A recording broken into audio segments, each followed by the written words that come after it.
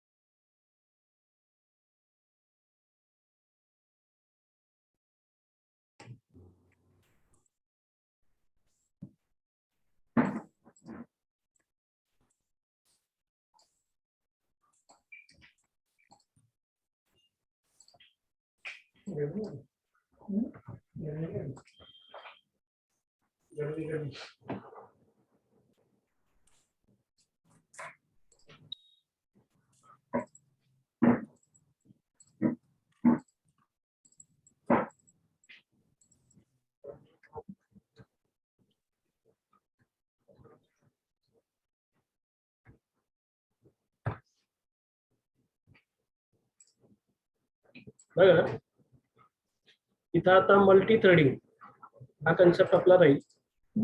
Multi threading काय, आतापर्यंत आपण नॉर्मल प्रोग्रामिंग केलं कोर जावामध्ये, क्लासेस ऑब्जेक्टचा कन्सेप्ट वापरला, त्याच्यातले वेगवेगळे फीचर्स आपण इम्प्लिमेंट करून घेतले. आता आपल्याला हा मल्टी थ्रेडिंग कन्सेप्ट यूज करायचा आहे, तो जावामध्ये आपल्याला दिलेला आहे. जावा लँग्वेज मार्केटमध्ये एवढी पॉप्युलर का आहे किंवा मार्केट इंडस्ट्रीमध्ये जावाचा वापर का केला जात असतो, कारण जावामध्ये मल्टी थ्रेडिंगची फॅसिलिटी प्रोव्हाइड केली जात असते. म्हणून मार्केटमध्ये इंडस्ट्रीमध्ये जावाचा मोठ्या प्रमाणावर वापर होत असतो. कारण एवढ्या अपडेटेड आपण जगात राहतोय, अपडेटेड युगामध्ये आपण राहतोय नेहमीच. त्या ठिकाणी जर आपण बघितलं तर प्रत्येक सेकंदाला नवीन नवीन गोष्टीचं इन्व्हेन्शन चालू असतं.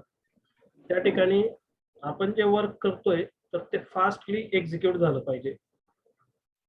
तर त्याच्यासाठी जावामध्ये हे मल्टी थ्रेडिंगचा कन्सेप्ट आपल्याला दिलेला असतो. तर हे जे मल्टी थ्रेडिंग आहे हे समजण्यासाठी आधी आपण मल्टीटास्किंग म्हणजे काय ते पाहणार. मल्टीटास्किंग हा कन्सेप्ट आपल्याला आधी माहिती पाहिजे आणि मग त्याच्यावरून आपण मल्टी थ्रेडिंग हा कन्सेप्ट समजू शकतो. बघा मल्टीटास्किंग आणि मल्टी थ्रेडिंग या लॉजिकला आपल्याला आता लक्षात द्यायचं आहे. इथं या थेरोटिकल मुद्द्यांपेक्षा एका फिगरद्वारे आपण या सगळ्या गोष्टी समजणार आहोत, जेणेकरून ते आपल्याला इझी पडेल. तर इकडं पेंटचं आपण फाईल ओपन केली. मुद्दा आहे आपला सगळ्यात आधी मल्टी थ्रेडिंग हे शिकण्यासाठीचा.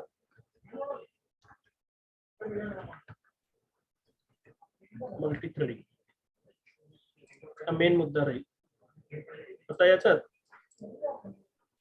एक मुद्दा आहे मल्टीटास्किंग, जो शब्द आपण ऐकलेला असतो त्याच्या नावाप्रमाणेच जर समजा एकाच वेळेस एकापेक्षा जास्त वर्क परफॉर्म केलं जात असेल तर त्याला आपण म्हणत असतो मल्टीटास्किंग. एकापेक्षा जास्त वर्क एकाच वेळेस परफॉर्म होत असेल तर त्याला आपण म्हणत असतो मल्टीटास्किंग. हे जे मल्टीटास्किंग आहे या मल्टीटास्किंग मध्ये दोन प्रकार असतात. मल्टीटास्किंग मध्ये दोन प्रकार असतात जे जावामध्ये आपल्याला दिलेलं आहे. तर याच्यात मल्टीटास्किंग जी आहे तर ती प्रोसेस बेस ही एक मल्टीटास्किंग असते आणि दुसरी मल्टीटास्किंग असते थ्रेड बेस. एकाच वेळेस एकापेक्षा जास्त प्रकारचं वर्क परफॉर्म केलं जात असेल तर त्याला म्हणायचं असतं मल्टीटास्किंग, है ना. या मल्टीटास्किंग मध्ये दोन प्रकार असतात. एक असतो प्रोसेस बेस्ड मल्टीटास्किंग आणि दुसरा प्रकार असतो थ्रेड बेस्ड मल्टीटास्किंग. तर हे जे प्रोसेस बेस्ड मल्टीटास्किंग आहे या प्रोसेस बेस्ड मल्टीटास्किंग मध्ये आपण जर एक्झाम्पल लक्षात घेतलं तर ते अशा पद्धतीने आपण सांगू शकतो. समजा आपल्या सिस्टम मध्ये दोन सॉफ्टवेअर्स ओपन आहेत. आपल्या सिस्टम मध्ये दोन सॉफ्टवेअर्स ओपन आहेत.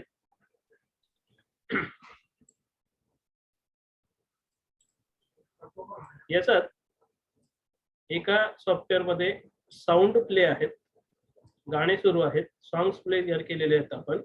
जसं एक म्युझिक प्लेअर आहे आपल्याजवळ, प्ले म्युझिक, आणि त्याच्यामध्ये म्युझिक प्ले होत आहे. आणि दुसऱ्या ठिकाणी आपल्याजवळ मायक्रोसॉफ्ट ऑफिसचे 2-3 सॉफ्टवेअर्स ओपन आहेत. MS ऑफिस, याच्यातलं वर्ड, एक्सेल, पॉवर पॉइंट असे काहीतरी 2-3 सॉफ्टवेअर्स आपल्याजवळ ओपन आहेत, है ना. मग या ठिकाणी आपण जर बघितलं साऊंड कुठं प्ले होत आहेत तर समजा विनॅम्प सारख्या किंवा मीडिया प्लेअर सारख्या सॉफ्टवेअर मध्ये साऊंड प्ले होत आहेत आणि MS ऑफिसचे 2-3 सॉफ्टवेअर्स आहेत. मग त्याच्यात तुम्ही वर्ड घ्या, एक्सेल घ्या, पॉवर पॉइंट घ्या. समजा हे 3 सॉफ्टवेअर एकाच वेळेस आपण ओपन करून त्याच्यामध्ये काहीतरी टास्क परफॉर्म करून घेतोय, है ना. आता हे जे मीडिया प्लेअर म्हणा किंवा विनॅम्प सारखं सॉफ्टवेअर जर आपण बघितलं तर याचात एका वेळेस एकापेक्षा जास्त प्रकारचे सॉंग्स आपण त्या ठिकाणी चालवतोय. एखादी लिस्ट आपण घेतली आणि त्या लिस्ट मधून मल्टिपल सॉन्ग आपण त्या ठिकाणी सिलेक्ट केले. या पद्धतीने एका खाली एक असे सगळे सॉंग्स त्या ठिकाणी आपण त्या प्लेलिस्टला ऍड करून टाकले. बरोबर. तर होईल काय, ह्या एका सॉफ्टवेअर मधून एक सॉन्ग प्ले होईल. बरोबर. मीडिया प्लेअर मध्ये जर आपण सॉन्गची लिस्ट प्लेलिस्टला ऍड केली तर एका वेळेस एक सॉन्ग प्ले केलं जाईल. बरोबर. नंतर इथं MS ऑफिसचे काही जे काही 2-3 सॉफ्टवेअर्स ओपन आहेत, जसं त्याचं वर्ड ओपन आहे, पॉवर पॉइंट ओपन आहे, एक्सेल ओपन आहे. तर ह्या तिघ सॉफ्टवेअर्स पैकी आपण एका वेळेस स्क्रीनवरती एकच बघू शकतो किंवा आपण जर रिस्टोर फॉर्मॅट जरी केला तरी पण आपण जे टायपिंग करणार आहोत किंवा जिथं माऊसने काही क्लिक वगैरेचं ऑपरेशन करणार आहोत तर ते एका वेळेस एकाच सॉफ्टवेअरला करता येत असतं. जर तुम्ही पेंटमध्ये वर्ड मध्ये टायपिंग करताय तर त्याच वेळेस एक्सेलचे जे काही टायटल असेल किंवा जे सॉफ्टवेअर असेल तर ते तुमचं डिॲक्टिवेटेड असतं. नंतर पॉवर पॉईंटचं तुमचं जे काही विंडो असेल ती डिॲक्टिवेट असते. जर तुम्ही एक्सेलची विंडो ऍक्टिव्हेट केली तर वर्डची विंडो डिॲक्टिव्हेट होत असते, है ना. म्हणजे एका वेळेस याच्यामध्ये एकच सॉफ्टवेअर आपल्याला सिलेक्ट करून मिळालंय. सॉन्ग बरी चालू आहे या मीडिया प्लेअर मध्ये, सॉन्ग सुरू आहे, इथं पण आपलं टायपिंगचं काम चालू आहे. तर इथं ही जी आपलं प्रोसेस करतोय ही प्रोसेस किंवा हे जे आपल्याला मल्टीटास्किंग परफॉर्म केलं जातं आहे हे म्हणजे प्रोसेस बेस्ड मल्टीटास्किंग. याच्यामध्ये ज्या प्रोसेस आहेत तर या 2 प्रोसेस त्या ठिकाणी परफॉर्म होत आहेत. एक प्रोसेस आहे साऊंड किंवा सॉंग्स प्ले करण्यासाठीच, ही प्रोसेस 1 आहे. आणि दुसरी जी प्रोसेस आहे तर त्या प्रोसेसमध्ये आपल्याला काहीतरी डॉक्युमेंट मॅनेज केलं जातं. बरोबर. 2 वेगवेगळ्या प्रोसेसमध्ये 2 वेगवेगळ्या प्रकारचं टास्क त्या ठिकाणी परफॉर्म केलं जातं. बरोबर. आणि हे जे दोघं सॉफ्टवेअर्स आहेत तर ते दोघं सॉफ्टवेअर्स आपल्या एकाच सीपीयू मध्ये समजा आहेत. एक सीपीयू आहे आपला आणि त्या एकाच सीपीयू मधून आपण हे सगळं वर्क परफॉर्म करून घेतोय. म्हणजे हे पण सॉन्ग प्ले करण्याचं पण जे काम आहे या सीपीयू द्वारेच केलं जातंय. आणि इथं जे काही MS ऑफिसचे जे काही डॉक्युमेंटेशन केलं जातंय ते पण या ठिकाणी ह्याच सीपीयू द्वारे केलं जातं. एका सीपीयू द्वारे 2 टास्क एकाच वेळेस परफॉर्म होत आहेत. तर ते आहे प्रोसेस बेस्ड मल्टीटास्किंग. आणि या टास्क परफॉर्म होताना एका सॉफ्टवेअर मधून एक काम तर दुसऱ्या सॉफ्टवेअर मधून एक काम, एक टास्क असं परफॉर्म होतं. म्हणून याला म्हणणार प्रोसेस बेस्ड मल्टीटास्किंग. याला म्हणणार process based multitasking. Perform 2 task at a time. 2 task या ठिकाणी परफॉर्म केले गेले. पण कसं, तर एका सॉफ्टवेअर मधलं एका प्रोसेस मधलं एक टास्क दुसऱ्या प्रोसेस मधलं एक टास्क. एवढं क्लिअर? हो सर. याला म्हणणार आपण प्रोसेस बेस्ड मल्टीटास्किंग. बरोबर. आणि आता ही जी दुसरा प्रकार आहे मल्टीटास्किंगचा तर तो म्हणजे thread based multitasking. Thread based multitasking. तर हा जो थ्रेड बेस्ड मल्टीटास्किंग आहे तो या ठिकाणी आपल्याला अंडरस्टँड करायचा आहे. इकडं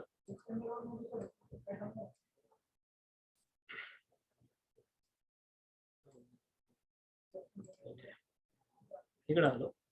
थ्रेड बेस्ड मल्टीटास्किंग मध्ये कसं, समजा आपल्याला काहीतरी काम सांगितलं आणि त्या कामामध्ये त्या कामाचं डिव्हायडेशन आपण जर करून टाकतोय वेगवेगळ्या पद्धतीने, ते काम आपण जर वेगवेगळ्या युजर्सला असाइन करून टाकले तर ते तुमचं राहील थ्रेड बेस्ड मल्टीटास्किंग, है ना. जर समजा इथं आपण थ्रेड बेस्ड मल्टीटास्किंग मध्ये एक कोड मेन्शन केला, मेन ब्रॅकेट ओपन क्लोज. याच्यामध्ये काहीतरी टास्क आपलं परफॉर्म केलं जातंय. एक टास्क आपण इथं समजा मेन्शन केलं. हे टास्क परफॉर्म होत असताना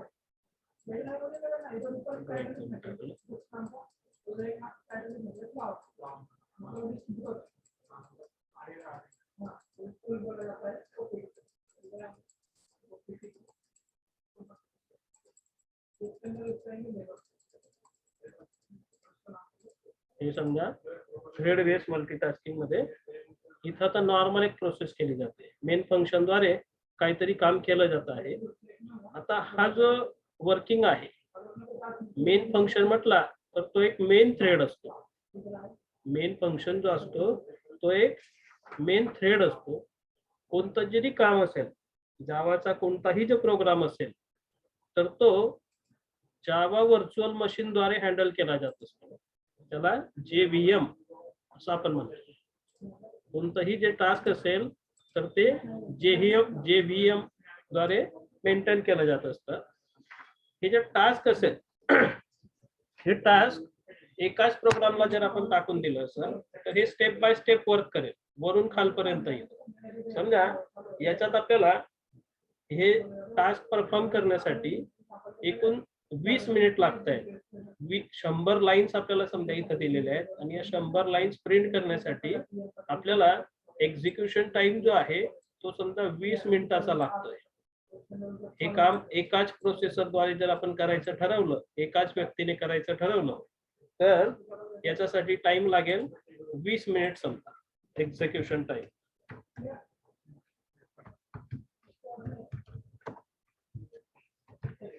मिनिट्स आपण नोट केलं, बरोबर.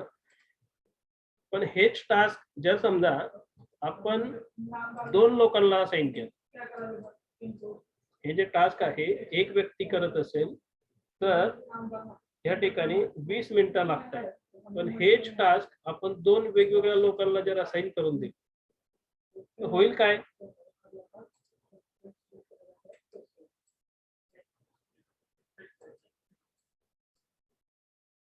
काय होईल बरं?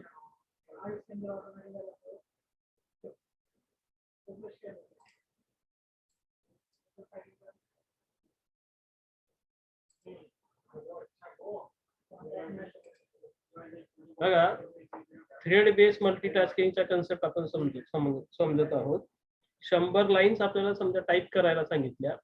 100 लाईन टाईप करण्यासाठी 20 मिनिटाचं टाइम ड्युरेशन आपल्याला जर लागतंय एका व्यक्तीला, हे जर टास्क आपण 2 लोकांना असाइन केलं तर होणार काय बरं? टाइम कमी लागेल. टाइम कमी लागेल, बरोबर. सरळ गोष्ट आहे, आपला टाइम कमी लागेल. या ठिकाणी समजा हे टास्क आपण 2 वेगवेगळ्या लोकांना असाइन करायचं आणि ते टास्क असाइन करताना या ठिकाणी 2 सेक्शन्स आपण बनवून टाकू, 2 वेगवेगळे लोक आपण घेतो है ना. तर हे जे 2 लोक आपण जर घेतोय तर हे 2 लोक म्हणजेच 2 पर्सन, 2 व्यक्ती, तर हे म्हणजे 2 थ्रेड. थ्रेड 1 आणि थ्रेड 2 असे हे 2 लोक समजा आपण या ठिकाणी घेतले. हा एक थ्रेड राहील आणि दुसरा एक थ्रेड. 2 लोक हे जर टास्क परफॉर्म करत असतील तर ह्याच्यासाठी लागणारा जो वेळ आहे तो कमी केला जात असतो, कमी होत असतो. म्हणजे प्रत्येकाला किती लागेल टाइम? 10 मिनिट. याला 10 मिनिट लागेल. आणि ज्या वेळेस या थ्रेड 1 चं काम चालू आहे त्याच वेळेस त्या थ्रेड 2 चं पण काम चालू आहे. म्हणजे एकूण आपलं जे काम आहे ते एकूण किती मिनिटात होईल बरं? 10 मिनिट. 10 मिनिटात होईल, बरोबर. ज्या वेळेस थ्रेड 1 वर्क करतोय त्याच वेळेस थ्रेड 2 पण वर्क करतोय. म्हणजे जिथं आपल्याला 20 मिनिटाचा टाइम लागत होता त्याच ठिकाणी आपल्याला 10 मिनिटामध्ये ते काम परफॉर्म केलं जातं. जसं समजा आपण बँकेत गेलो आणि एक मोठी लाईन आहे, 100 लोक त्या लाईन मध्ये जर उभे असतील, 11 वाजेला बँक ओपन झाली, 4 वाजेला बंद होणार आहे, 100 लोक जर उभे असतील तर तो बँक मॅनेजर काय करतो?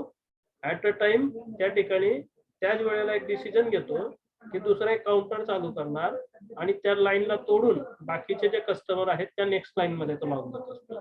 त्याच्याने होतं काय, तर जे 100 कस्टमर साठी 10 तास लागणार असतील, 5 तास लागणार असतील, तर त्याने 2 काउंटर बनवल्यामुळे त्या ठिकाणी त्याचे जे काही वर्क असेल तर ते कमी कालावधीमध्ये ते तेवढेच कस्टमर ते काढू शकतात. फक्त त्याला काय करावं लागलं तर 2 काउंटर चालू करावे लागतात, बरोबर.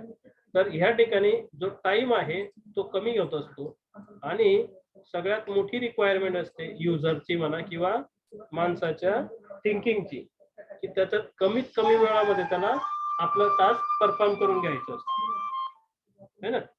कमीत कमी वेळात आपलं टास्क त्याला परफॉर्म करून घ्यायचं असतं. म्हणून प्रायोरिटी जी दिली जात असते तर ती प्रोसेस बेस्ड मल्टीटास्किंगच्या ऐवजी थ्रेड बेस्ड मल्टीटास्किंगला प्रायोरिटी दिली जात असते. कारण या थ्रेड बेस्ड मल्टीटास्किंग मध्ये वेळ कमीत कमी घालवला जात असतो. इथं प्रोसेस मध्ये कसं होतं, जर एक सॉन्ग प्ले आहे एका साइडला, एका सॉफ्टवेअर मध्ये एक सॉन्ग जर ऑलरेडी प्ले असेल तर दुसरं सॉन्ग प्ले करण्यासाठी आपल्याला पहिलं सॉन्ग कंप्लीट होण्याची वाट बघावी लागते. दुसरं संपल्यानंतर तिसरा सॉन्ग चालू होणार, तिसऱ्या नंतर चौथा सॉन्ग चालू. म्हणजे काय, तर तिथं जे टास्क आहे तर ते वेटिंगवर आहे आणि तिथं जर टास्क वेटिंगवर असेल तर त्या ठिकाणी कुठंतरी टाइम ड्युरेशन आपलं वाढत असतो.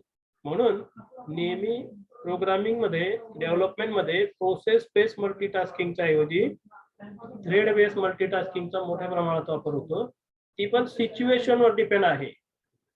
जर त्या ठिकाणी सिच्युएशन जर तशी असेल की तिथं प्रोसेस बेस्ड शिवाय पर्याय नाही तर प्रोसेस बेस्डचाच वापर होणार. आणि जर तिथं पॉसिबल असेल थ्रेड बेस्ड मल्टीटास्किंगची तर आपण तिथं थ्रेड बेस्ड मल्टीटास्किंग वापरू शकतो. बरोबर. तर हे लॉजिक आहे. आपल्याला दोन पर्याय दिलेले असतात मल्टीटास्किंग मध्ये, तर त्यापैकी सोयीस्कर असणारी जी मल्टीटास्किंग आहे ती म्हणजे थ्रेड बेस्ड मल्टीटास्किंग. आता हे जे मल्टीटास्किंग आहे, मल्टीटास्किंग आणि मल्टी थ्रेडिंग, थ्रेड बेस्ड मल्टीटास्किंगला म्हटलं जात असतं मल्टी थ्रेडिंग. थ्रेड बेस्ड मल्टीटास्किंगला म्हणणार मल्टी थ्रेडिंग. आणि प्रोसेस बेस्ड मल्टीटास्किंग जे असते त्याला म्हणतात मल्टीटास्किंग. बरोबर. याच्यामध्ये जर आपण हे मल्टीटास्किंग बद्दल काही पॉइंट सांगायचं जर झालं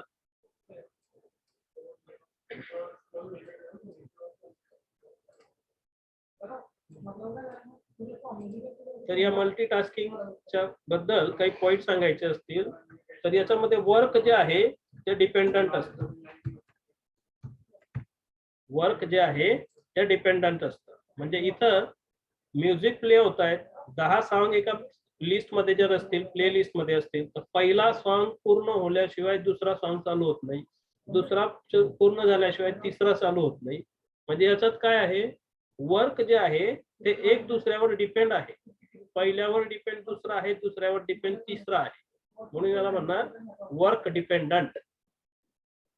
बरोबर. पण त्याच वेळेस जी मल्टी ट्रेडिंग असते त्या मल्टी थ्रेडिंग मध्ये एकाच वेळेस मल्टिपल गोष्टी पॉसिबल आहेत.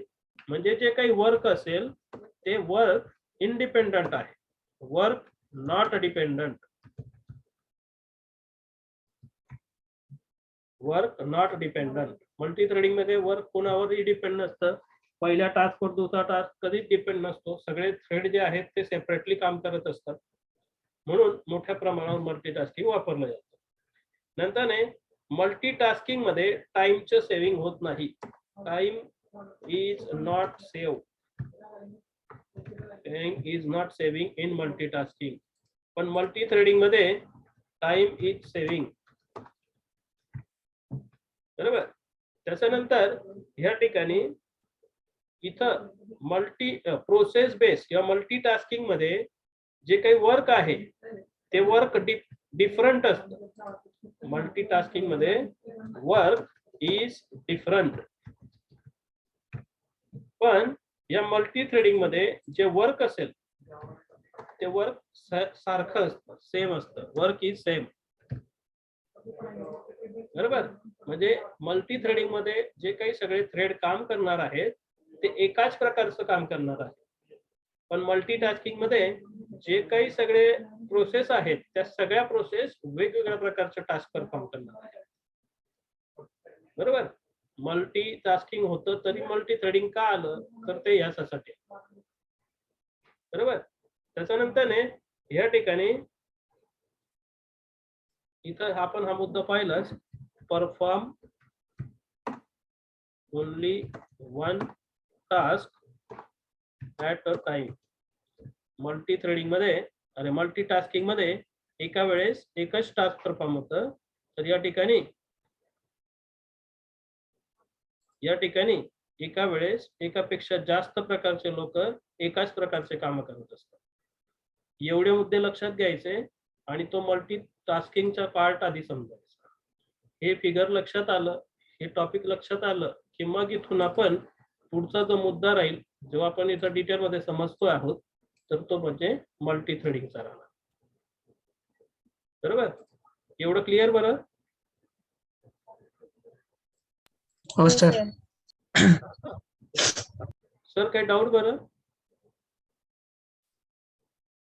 नाही सर. तर इथं मल्टीटास्किंग मधून आपण मल्टी थ्रेडिंग हा मुद्दा आपण लक्षात घेतला. आता हे जे मल्टी थ्रेडिंग आहे याला ऍक्च्युअली कन्सेप्ट कसा असतो, हा ऍक्च्युअल कसा मॅनेज केला जाईल प्रोग्राम मध्ये, त्याचं डेफिनेशन वगैरे काय, तर त्या गोष्टीला आता आपल्याला लक्षात घ्यायचं आहे. परत एक फाईल घेतली आपण, समजा दुसरी फाईल घेतली आपण, याच्यात आलोय.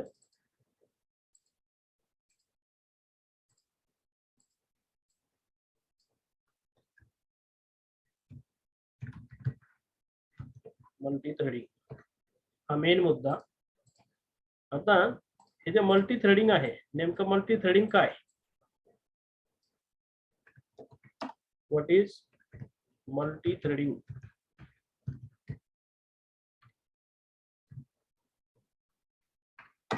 आणि त्याचं एक्झाम्पल काय, हा मुद्दा आपण या ठिकाणी समजणार. त्याचा जो आन्सर आहे ते अशा पद्धतीने. इथं multi threading is a process to execute multiple threads at the same time without dependency of other threads, called multi-threading.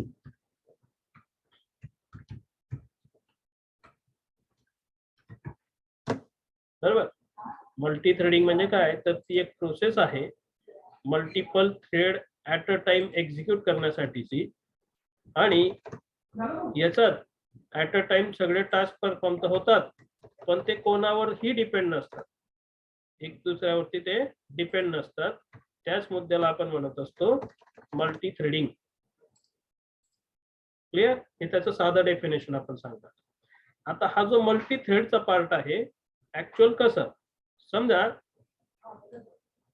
3 वेगवेगळे लोक बँकेत गेले, तर ते बँकेत गेल्यानंतर 3 वेगवेगळे लोक 3 प्रकारचे काम करू शकतील ना. की बँक मध्ये असं असतं की एक टेबल ठेवलेला असतो, तिथे एक व्यक्ती बसलेला असतो, लोक जातात, कोणाला डिपॉझिट करायचे असेल तो त्याच्याजवळ जातो, तो डिपॉझिट करतो, दुसरा जातो तो त्याच्याजवळ विड्रॉ करतो, तिसरा जातो त्याच्याजवळ बॅलन्स चेक करतो. एकाच व्यक्तीचं काम चालतं का बरं बँकेमध्ये? तर नाही, त्या बँकेमध्ये प्रत्येक कामासाठी वेगवेगळे लोक बसलेले असतात, है ना. पण त्याच ठिकाणी जर डिपॉझिटचं 2-in-1 ATM सिस्टम असेल बसवलेलं, ATM मशीन बसवलेलं असेल, त्या ATM मशीन मध्ये अमाऊंट डिपॉझिट करण्याची पण फॅसिलिटी आहे आणि त्या ठिकाणी विड्रॉ करण्याची पण फॅसिलिटी आहे, पासबुक प्रिंट करण्याची पण फॅसिलिटी आहे. व्यक्ती एकच आहे, मशीन एकच आहे, पण वेगवेगळे लोक जातात आणि रांगेत उभं राहून ते काम त्या ठिकाणी परफॉर्म करतात. बरोबर. तर आता त्याच पद्धतीने इथं थ्रेड कशा प्रकारे त्या ठिकाणी आपण मॅनेज करणार, थ्रेड नेमकं वर्क कसं करतं तो कन्सेप्ट इथं आपण समजायचा आहे. समजा इथं एक सिस्टम उभं केलं आपण, एक सिस्टम आहे, या सिस्टम मध्ये इथं डिपॉझिटचं काम चालणार आहे, या ठिकाणी अमाऊंट विड्रॉचं काम चालेल आणि तिसऱ्या ठिकाणी बॅलन्स चेक करण्याचं काम चालणार आहे. असे समजा टास्क आपण त्या ठिकाणी परफॉर्म करणार आहोत. इथं डिपॉझिट होईल, या ठिकाणी अमाऊंटला विड्रॉ करता येणार आणि इथं आपल्याला बॅलन्स चेक करता येईल. चेक बॅलन्स या प्रकारे है ना. इथं 3 लोक आहेत.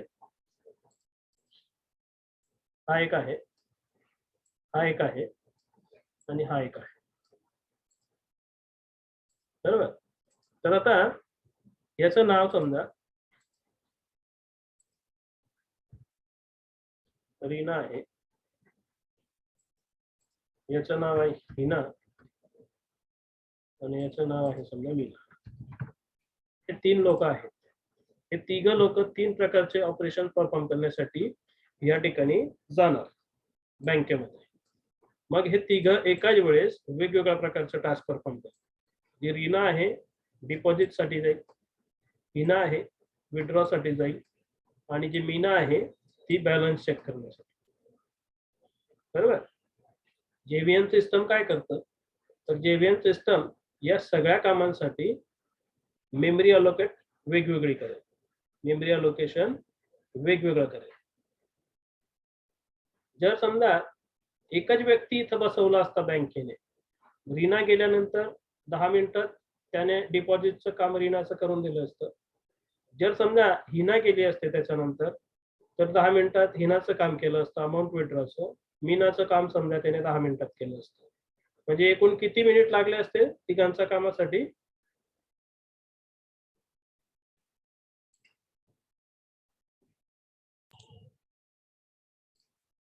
30 मिनिट लागले असते.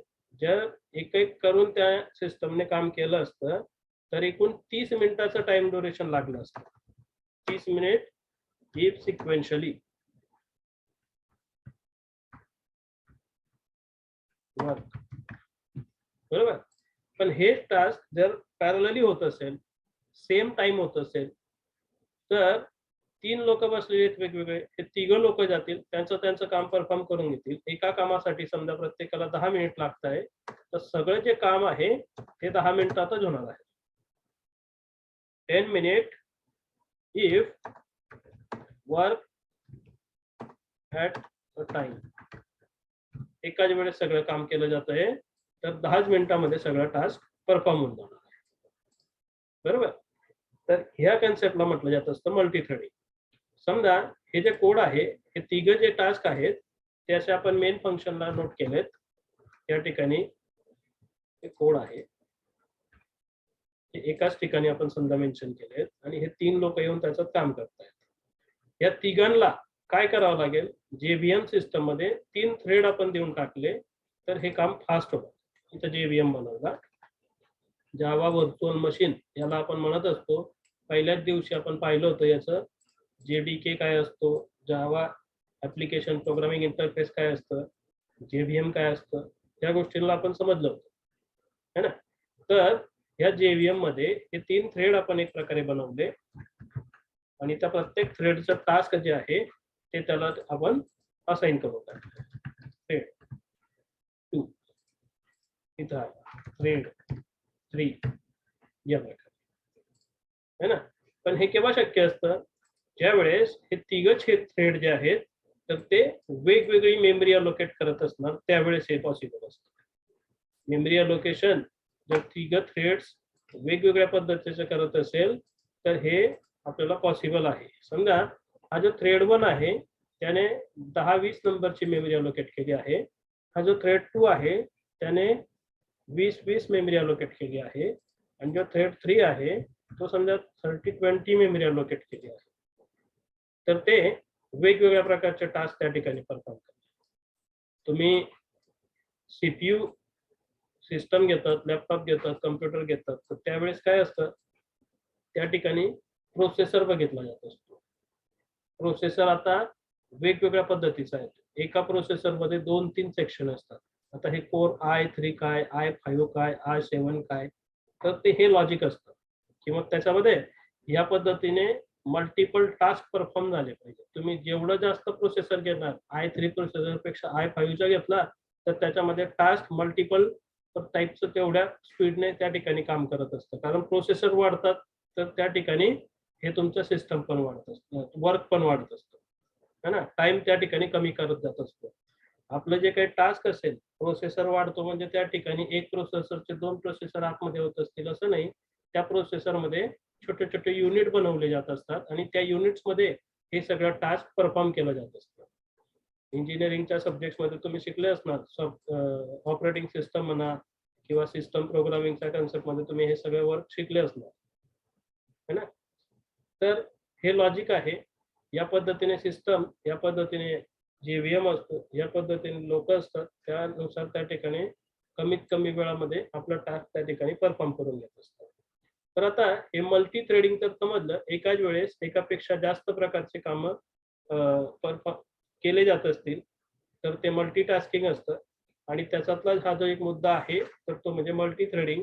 दिलेल्या टास्कला वेगवेगळ्या याच्यात डिवाइड करून टाकणार, एकाच वेळेस मल्टिपल ब्लॉक मध्ये डिवाइड करून त्याचं टास्क परफॉर्म करून टाकलं, त्याच्याने वेळ कमी केला जात असतो.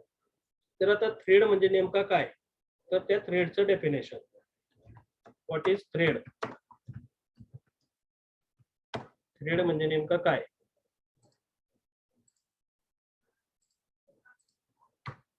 बघा, हा जो थ्रेड आहे, thread is a predefined class which is available in java.language package.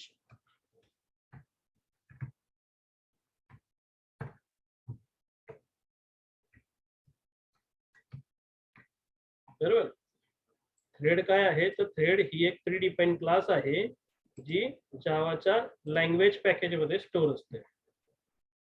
बरोबर. आणि लँग्वेज पॅकेज आपल्याला इम्पोर्ट करण्याची गरज नसते, तो ऑटोमॅटिकली इम्पोर्ट केला जात असतो. नंतर thread is a basic unit of CPU.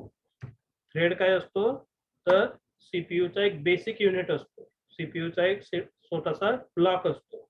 And it is well non for independent execution. याची ओळख कशासाठी असते, तर इंडिपेंडंट एक्झिक्युशन साठी याची ओळख असते. याला आपण म्हणत असतो थ्रेड. बरोबर. क्लिअर एवढं? हो सर. हो सर. आता हा जो थ्रेड आहे, हा थ्रेड आपण दोन प्रकारे क्रिएट करू शकतो. थ्रेड आपण दोन प्रकारे क्रिएट करू शकतो. तर ते दोन प्रकार कोणते तेही आपण इथं समजणार. आपला क्वेश्चन आहे की बुवा, how to create thread in Java. Java मध्ये थ्रेड कसं बनवलं. आन्सर आहे त्याचं किंवा एक पहिली जे प्रकार आहे, पहिला जो टाईप आहे, तर तो म्हणजे बाय एक्सटेंडिंग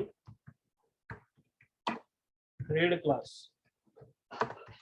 थ्रेड क्लासचा वापर करून आपण थ्रेड क्रिएट करू शकतो. किंवा बाय इम्प्लिमेंटिंग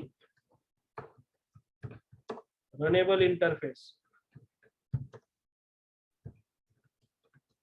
याचा वापर करून पण आपण थ्रेड क्रिएट करू शकतो. असे दोन प्रकारे आपण थ्रेड बनवणार. बरोबर.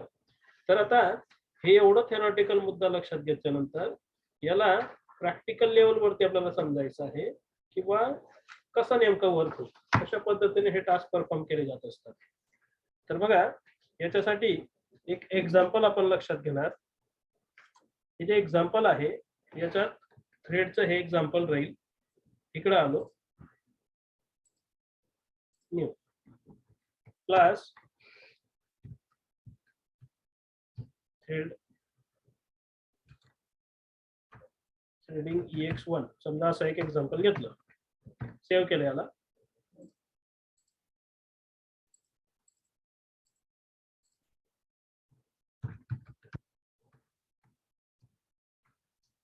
थ्रेड EX1 ओके, थोडं मोठं केलं.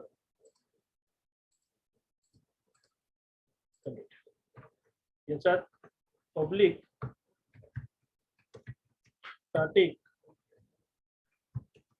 void main string args bracket open close झालं की कनेक्ट करा लगेच इथं आलं. आता याच्यामध्ये आपल्याला थ्रेडची जी काही क्लास असेल त्याचा ऑब्जेक्ट बनवायचा राहील आणि तो थ्रेड एक्झिक्यूट करायचा राहील. मग या क्लास